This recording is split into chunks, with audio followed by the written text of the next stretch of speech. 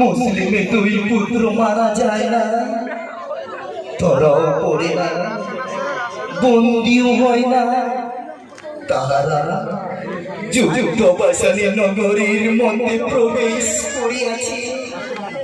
এই শুনে আব্দুল্লাহ জাগা সবাই ঘোষণা করে, মদিনা একটি প্রাণীও বেঁচে না, সবাইকে ধ্বংস করিল। তখন সবার মধ্য হইতে একজন বলে যারা বাদশাহ নামদার, মুসলিম পুত্র যুদ্ধে মরে না, এখনো বেঁচে আছে।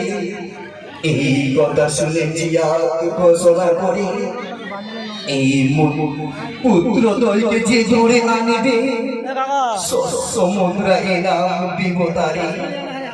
ঘোষণা শুনি কুপার সবাই পাহাড় পর্বত বন জঙ্গল তাদের খুঁজে বেড়ায়।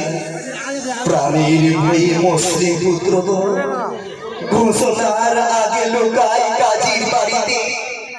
কাজী তাদের কোমরে 50 মোহর আসাদকে দিয়ে মদিনায় পাঠায়। ধরা পড়ে প্রহরীর হাতে, প্রহরী তাদের নিয়ে যায় জিয়ার দরবারে।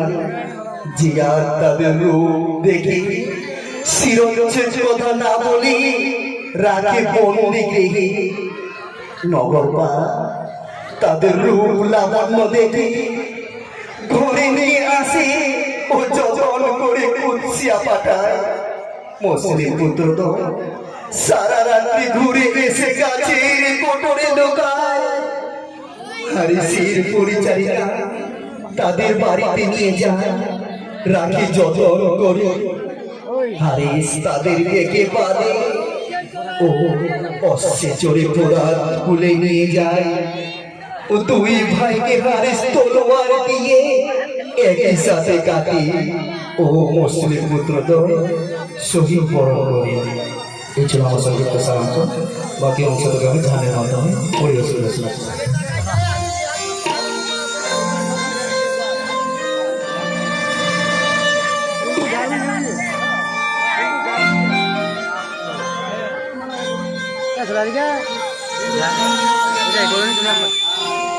ঘুমের ঘরে স্বপ্ন দেখে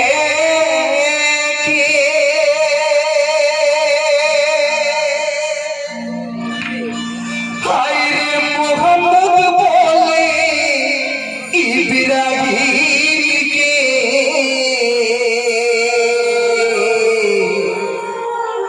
ঘুমের ঘরে স্বপ্ন দেখে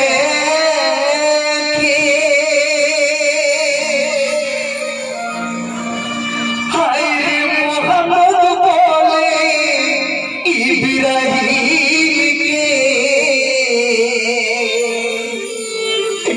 আমার এই স্বপ্নের মিথ্যা হবে না ভাই রে, জাগো।